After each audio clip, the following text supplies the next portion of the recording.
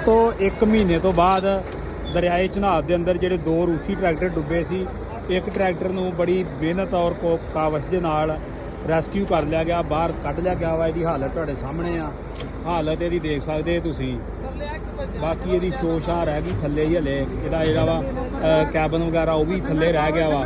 ਬਾਕੀ ਇਹਦਾ ਪਰਲੀ ਸਾਈਡ ਤੋਂ ਮੈਂ ਤੁਹਾਨੂੰ ਦਿਖਾਲਦਾ ਵਾ, ਇਹਦਾ ਜਿਹੜਾ ਵਾ ਸਪਿੰਡਲ ਆ ਉਹ ਵੀ ਇੱਕ ਜਿਹੜਾ ਟੁੱਟ ਗਿਆ ਵਾ।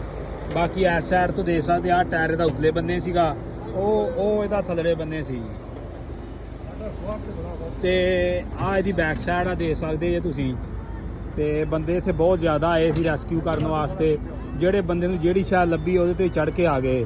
ਇੱਧਰ ਚਾਚਾ ਜੀ ਉਹਨਾਂ ਨੂੰ ਘੋੜੀ ਲੱਭੀ, ਉਹਨਾਂ ਘੋੜੀ ਭਜਾ ਦਿੱਤੀ ਵੀ ਚੱਲੀਏ, ਉੱਥੇ ਰੈਸਕਿਊ ਆਪਰੇਸ਼ਨ ਚੱਲ ਰਿਹਾ ਵਾ। ਬਾਕੀ ਜੀ ਬੜੀ ਗੱਲ ਵਾ, ਹਰ ਇੱਕ ਦੁੱਖ ਦੀ ਘੜੀ ਦੇ ਵਿੱਚ ਜਿਹੜੇ ਆਂਢੀ ਗੁਆਂਢੀ ਲੋਕ ਨੇ ਉਹਨਾਂ ਨੂੰ ਵੀ ਆਉਣਾ ਚਾਹੀਦਾ ਵਾ, ਔਰ ਹਰ ਇੱਕ ਦੇ ਦੁੱਖ ਨੂੰ ਜਿਹੜਾ ਸਾਂਝਾ ਕਰਨਾ ਚਾਹੀਦਾ। ਇਹ ਲੋਕਾਂ ਵਾਸਤੇ ਜੀ ਬੜੇ ਦੁੱਖ ਦੀ ਘੜੀ ਆ, ਦੇ ਸਕਦੇ ਤੁਸੀਂ। ਤੇ ਜ਼ਿਮੀਦਾਰ ਵਾਸਤੇ ਜਿਹੜਾ ਇਹ ਟਰੈਕਟਰ ਆ, ਔਰ ਇੱਕ ਟਰੈਕਟਰ ਇਸੇ ਹਾਲਤ ਦੇ ਅੰਦਰ ਹੋਰ ਥੱਲੇ ਹਾਲੇ ਜ਼ਮੀਨ ਦੀ, ਉਹਦੀ ਵੀ ਤਲਾਸ਼ ਜਾਰੀ ਆ।